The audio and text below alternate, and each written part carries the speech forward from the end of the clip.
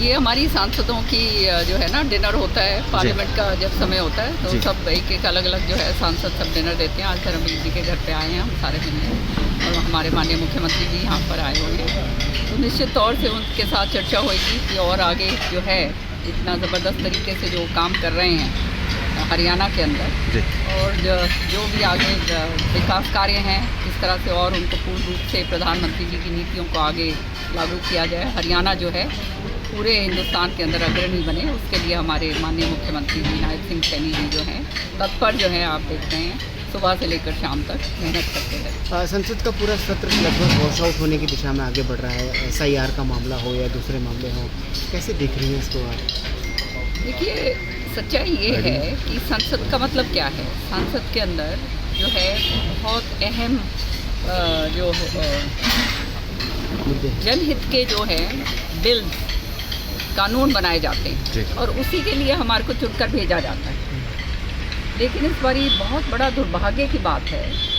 कि क्योंकि विपक्ष जो है पूरे शून्य के ऊपर पहुंच चुका है, उनके पास कोई मुद्दा नहीं रहा है, तो इस तरह के हथकंडे अपना रहे हैं। पहले उन्होंने मांग करी थी कि ऑपरेशन सिंदूर के ऊपर चर्चा करी जाए, जब ऑपरेशन सिंदूर विस्तार से चर्चा हुई तब जो है उनको सुनने का मादा नहीं था क्योंकि असलियत सारी सामने आ गई, तो उठा के जो है फटाफट जो है वहाँ से भाग गए। और फिर इसी तरह से जैसे आज जो है पोर्ट्स बिल जो है हमने पास करा है, शिपिंग जो है बिल था कुछ दिन पहले जो है वो पास करा था, तो ये सारी चीज़ें जो हैं आने वाले समय के लिए एक विकसित भारत को 2044 तक आगे बढ़ाने के लिए ये सारे के सारे कानून बनाए जा रहे हैं। और ऐसे कानून खास तौर से जो हमारी सुरक्षा के साथ भी संबंधित हैं, जैसे शिपिंग कोस्टल बिल था, उसके लिए भी जो है विपक्ष जो है चर्चा के लिए तैयार नहीं है और जो है संसद भवन छोड़ के जो है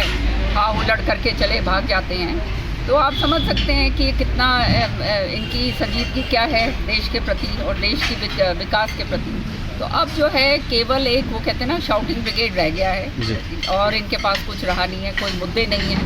क्योंकि हर मुद्दे के ऊपर हम बात करने के लिए तैयार हैं। और ये जो मुद्दा अब लेटेस्ट जो SIR का जो कह रहे हैं वोट चोरी, हाँ ये तो बेकार की बात है, ये तो सबसे बड़ी नौटंकी और लोगों को भ्रमित करने वाला काम करा जा रहा है। क्योंकि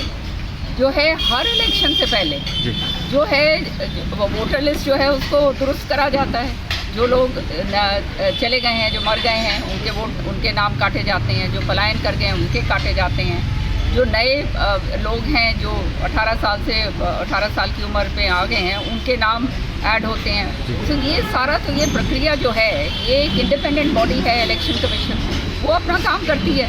लेकिन आज तक क्या होता है, क्योंकि आप जानते हो बिहार के अंदर बहुत सारे लोग जो हैं वो पलायन करते हैं, बाहर नौकरियां कर रहे हैं, सारा कुछ है बहुत, और वोटर लिस्ट के अंदर जो है पाया गया कि बहुत सारी बोगस वोट्स हैं, तो उन वोट्स को दुरुस्त करा जा रहा है। तो इनका धरातल क्योंकि वहाँ पर पूरी तरह से खिसक चुका है, इसलिए जो है ये जानते हैं कि अब कुछ और रहा नहीं है, तो नौटंकी करो, लोगों को भ्रमित करो, लोगों के मनों के अंदर जो है शंका डालो, तो ये ही चीज़ केवल रह गई है। इनको देश का विकास के लिए या देश की उन्नति के लिए कोई सोच नहीं है। वो आप देख सकते हैं कि ऑपरेशन सिंदूर के टाइम ऑपरेशन सिंदूर के ही ऊपर इन्होंने तो प्रश्न चिन्ह लगा दिए, जहाँ पर हमारे साथ इतना घिनौना हरकत पाकिस्तान ने करी और हमने उसको मुंह तोड़ जवाब दिया, ये पूछने की बजाय कि हमने क्या जो है कि देश का जो है जिंदाबाद करो, आप ये पूछ रहे हैं कितने प्लेन गिराए, कितने बम गिराए, कितने क्या गिराए, मतलब पाकिस्तान को आप मदद करना चाहते हैं। ठीक है, ये काम कर रहे हैं। Thank you.